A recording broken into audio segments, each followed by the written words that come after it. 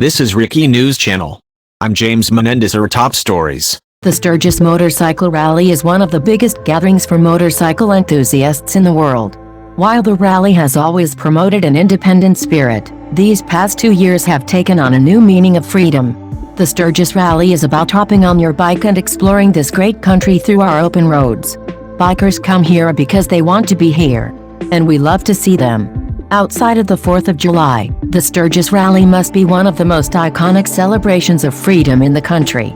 And where better to celebrate than in South Dakota, the freest state in the nation? While the rally has yet to end, the last day is August 15th, the numbers have already shown that we are on pace to far surpass our 2020 attendance.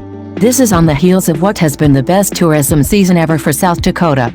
Record numbers of Americans are flocking to the Mount Rushmore state, seeking small towns, state parks, and national monuments as their chosen destination. Many of the visitors to whom I've spoken say they're coming to South Dakota specifically because it reminds them of the America they grew up in. Free, independent, unburdened by the constraints and headaches that big cities and liberal ideology forced upon them. Mount Rushmore is certainly one of the most recognized symbols in America.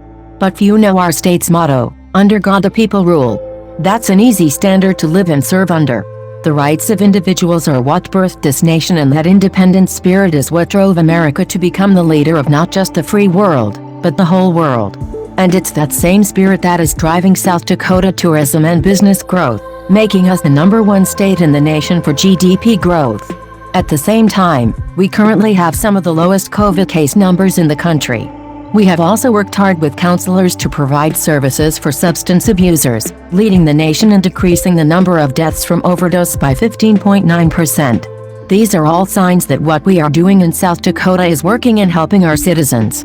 And yet, bureaucrats in Washington, D.C. and the media cast aspersions on the Sturgis Rally while ignoring concert-goers, lavish birthday parties, and the continuing crisis at the U.S.-Mexico border. It's a double standard that gives a free pass to so-called elites to do as they please and mandate others to do as they say. It's a failure in leadership on their part, and why more and more Americans are fleeing big cities and blue states for places like South Dakota. As South Dakota's governor, I have remained within the bounds of my authority and empowered citizens and businesses to make decisions for themselves. Rather than mandating they do as I say, I have chosen to let people take personal responsibility for decisions the government has no authority to make. There's a risk associated with everything that we do in life. Bikers like those attending the rally this year get that better than anyone.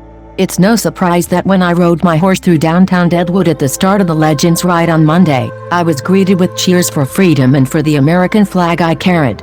At that same event, we auctioned off a painting and that flag I carried for a total of $80,000 to support the Treasured Lives charity, which helps victims of human trafficking. This trip to Sturgis and the rally was one to remember. When the auction was over, I hopped on a motorcycle and helped lead 300 bikers on a ride from Deadwood to the Buffalo Chip in Sturgis, where the celebration of freedom continued. Under God, the people rule, and ride free on the open roads of South Dakota.